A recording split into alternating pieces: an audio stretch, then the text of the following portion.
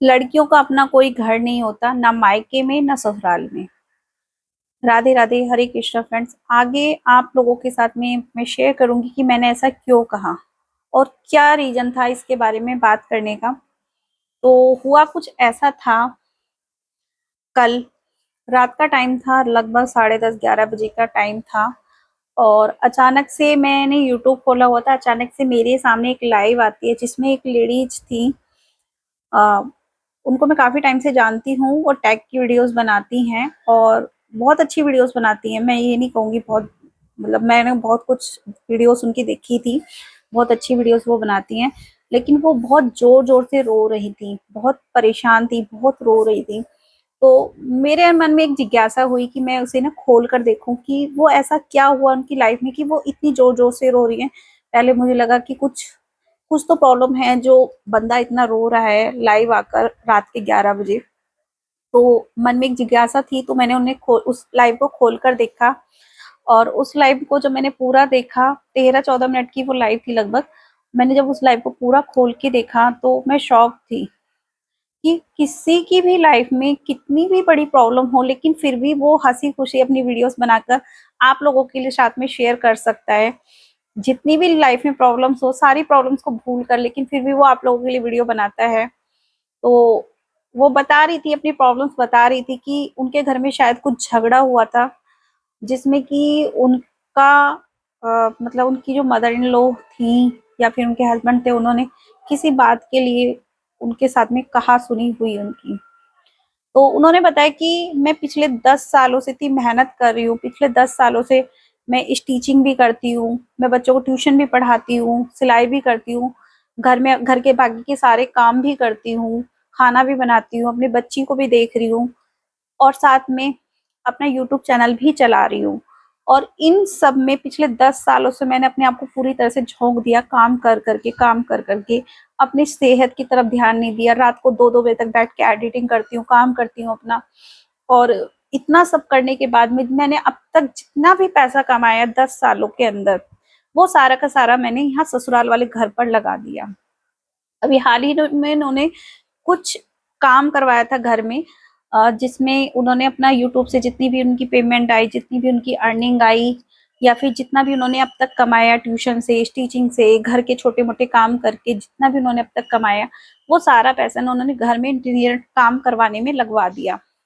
और जो घर में उन्होंने काम करवाया था, वो काम करवाने के बाद अब उनकी सासू माँ का ये कहना था शायद कि ये घर मेरा है, यहाँ से जाओ। तो वो रो रही थी, कह रही थी कि मैंने 10 साल इस घर को दिए, 10 सालों में मैंने इस घर में एक-एक पाई-पाई जोड़ के इतना कुछ काम करवाया। मैंने अब तक 10 सालों में इतने पैसा जोड़ा और उस पैसे को जोड़ के मैंने इस घर में ही लगा दिया, ससुराल वाले घर में, जो कि सास का है। मेरा अपना घर कहाँ है, मुझे नहीं समझ में आ रहा है, मैं क्या करूँ?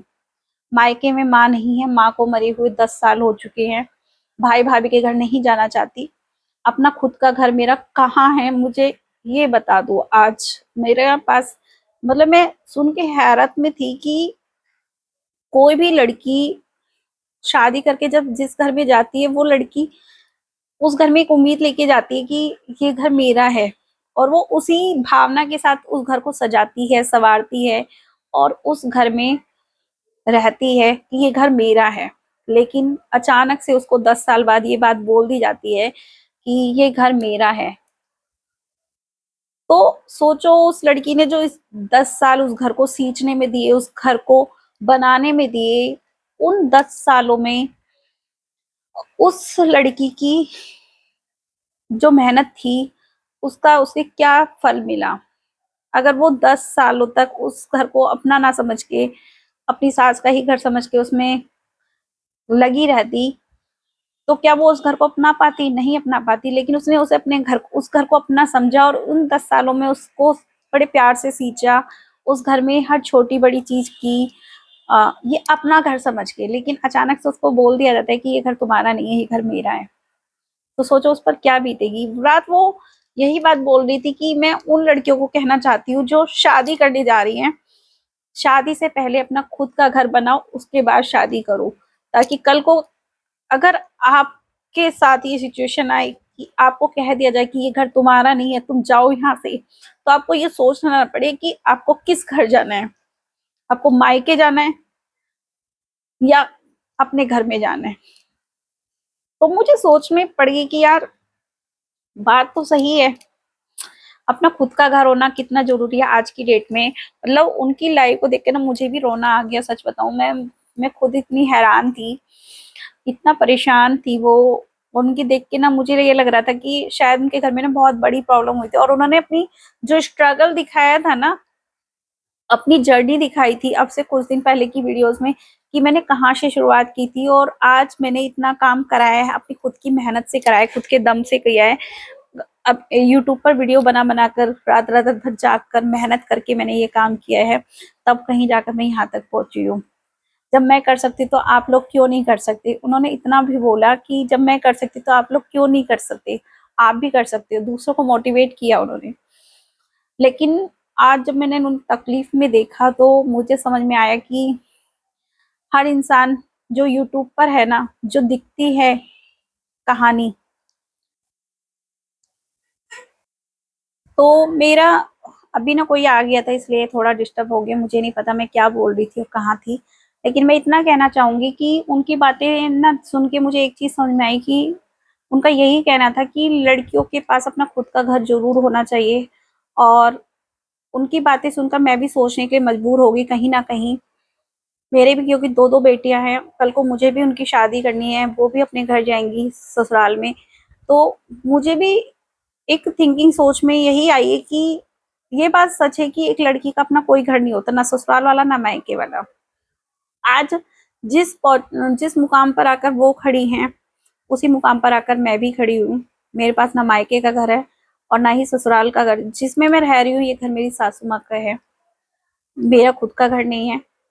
और कल को मैं नहीं चाहूंगी कि जिस सिचुएशन में मैं हूँ वो सिचुएशन मेरे बच्चे भी फेस करे आगे। अगर कभी इस काबिल बनी कि अपने बच्चों के लिए कुछ कर पाई, तो सबसे पहले मेरी थिंकिंग यही है कि मैं अपने बच्चों को, अपनी दोनों बेटियों को अपना खुद का घर दूंगी। उन्हें उन्हें फाइनेंस रूप से मजबूत बनाऊंगी, स्ट्रॉन्ग बनाऊंगी, कि उनको कल को कोई ये ना कहे कि जाओ अपने घर, ये घर तुम्हारा नहीं है। कोई उनको ये ना कह पाए और वो ये कभी महसूस ना कर पाए कि कहाँ जाएं। क्योंकि एक लड़की के लिए ना, चाहे आज छोटी मतलब कम कमा रही हो, ज्यादा कमा रही हो या ना कमा रही हो लड़की, लेकिन ये बात बहुत बार सुनने के लिए आती है सामने कि ये तुम्हारा घर नहीं है, तुम जाओ यहाँ से। उस सिचुएशन में लड़की सोचती है कि कहाँ जाऊं, मायके जाऊं, कहाँ जाऊं। कभी कोई ये नहीं कहता कि लड़कों से, कभी कोई ये नहीं कहता कि ये तुम्हारा घर नहीं है, तुम यहाँ नहीं रह सकते, तुम जाओ यहाँ से। हमेशा लड़कियों को ये सुनना पड़ता है कि तुम जाओ यहाँ से, ये तुम्हारा घर नहीं है। तो उस टाइम पे मुझे लगा कि यार सच में सच कह रही। वो बस रोते रोते बस इतनी ही बात बोल रही थी कि यार मुझे इतना वायरल कर दो कि मैं अपना खुद का घर बना सकूं। मैंने जितना भी पैसा अब तक जोड़ा ना 10 साल में, वो सारा पैसा मैंने अपने ससुराल वाले घर में लगा दिया, और आज मुझे ये सुनने के लिए मिल रहा है कि ये घर तुम्हारा नहीं है, जाओ यहाँ से। तो उनकी सोच सुन के ना मुझे भी यही लग रहा है कि एक लड़की के पास ना अपना खुद का घर होना बहुत जरूरी है। क्योंकि कोई किसी का नहीं है आज की डेट में, सबको अपना अपने अपने से मतलब होता है, किसी को किसी से कोई मतलब नहीं होता है। तो अपनी लाइफ में अगर आपने थोड़ा सा भी कमाया है, अपने पैरों पे खड़ी हो, इंडिपेंडेंट हो, तो अपने लिए इतना जरूर सोचना कि आपने जो भी सेविंग की है ना, अपने लिए खुद के लिए बचा के जरूर रखना। अपने ससुराल वालों से बचाकर, अपने पति से बचाकर थोड़ी सी सेविंग्स अपने लिए भी जरूर करना। अपने अपने लिए जरूर सोचना कि कल को अगर आपको कोई मुसीबत आए, कोई प्रॉब्लम्स आए, तो कोई आपको ये ना कह दे कि जाओ ये घर तुम्हारा नहीं है। उस वक्त आपको एक बार भी ये सोचना ना पड़े कि आपने अभी तक बचाया क्या, कमाया क्या। तो इस बात पे गौर करना जरा जरूर। और अगर मेरी बात अच्छी लगे ना, कमेंट बॉक्स में अपनी राय जरूर देना। राधे राधे।